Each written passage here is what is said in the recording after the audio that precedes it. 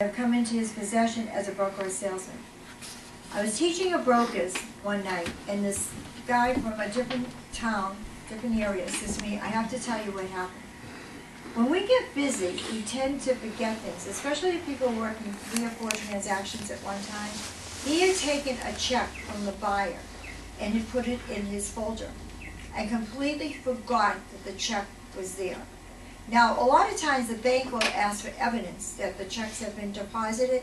Somehow the bank never asked for evidence that this check had been deposited. He completely forgot about it. Now, what happened was, we tend to clean out our folders just before we go to closing.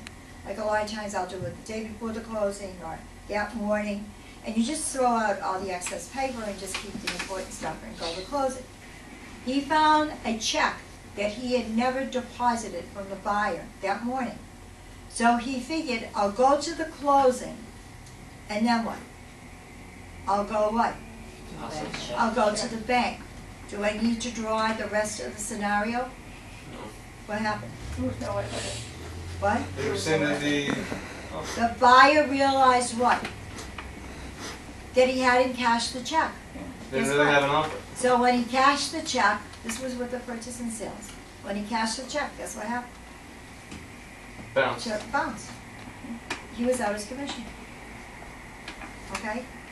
Don't forget to get rid of those checks right away. Okay? Because you get busy with paperwork and it can happen. We have found checks in folders before. Okay? So you got to remember, I get a check, I got the offer, I got the P&S, boom. This is who, give it to whoever in your office you have to give it to. All right. He learned a valuable lesson. I was really amazed. I had to keep a straight face when he told the story. Okay. Because I was thinking, you deserved what you got. Okay. The next was pay commission or fees are divided the same with a person who being required to be licensed as a broker salesman in any other state is not so licensed. Accepted F. Accepted given a charge of any undisclosed commission, rebate, or profit and expenditures for a principal. G. Now, what G says is induce any party to a contract to break it. Let's say I was taking somebody out and I showed them 50 houses, okay, and they didn't buy any. And I went out of town for the weekend, and I called them on Monday and said, okay, we ready to start looking next weekend? And they said, oh, Phyllis, we've got wonderful news for you. Guess what? We found a house. We found a house this weekend and bought it. So I said, you bought that dump? Oh my God, the house is falling apart. It has termites.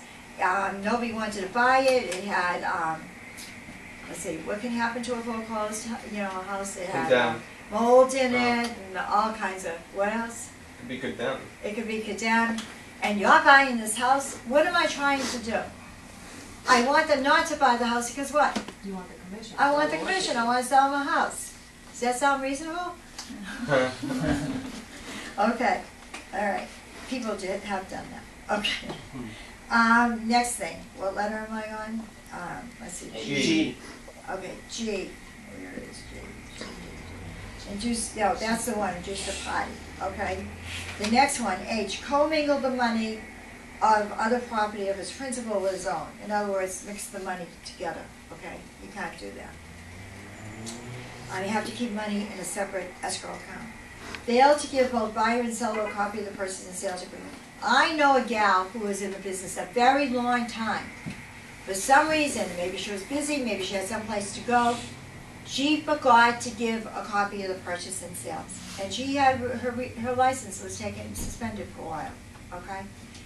I have this habit, and I teach it in here to anybody new that I train. Any paper that anybody signs, give them a copy of it. So in other words, let's say the buyer has signed the offer. Has the seller signed the offer yet? No. But I'm going to give the buyer a copy of the offer they signed.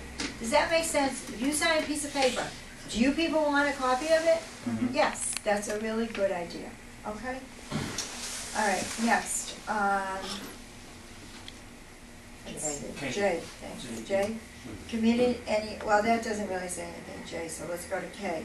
affirmatively solicited for sale, lease, lease, or listing for sale, lease of residential property on the grounds of alleged change of value due to the presence or prospective entry into the neighborhood of a person or persons of another race, economic level, religion, ethnic origin, distributes or cause to be distributed materials and make statements designated to induce a residential property owner to sell lease property due to such change in the neighborhood.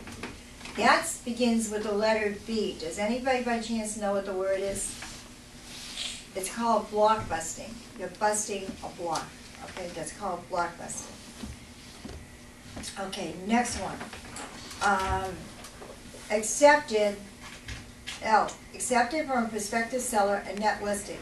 Do you people remember what net listing is from yesterday? It's a net listing. Which I'm not calling it. It's a net listing.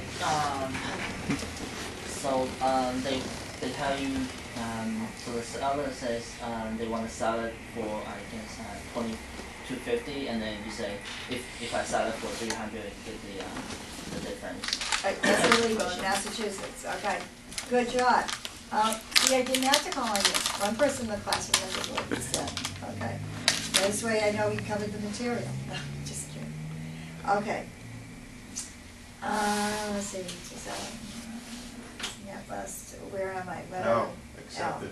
Accepted, thank you, for a prospective seller net listing. We did that one in order to keep the good.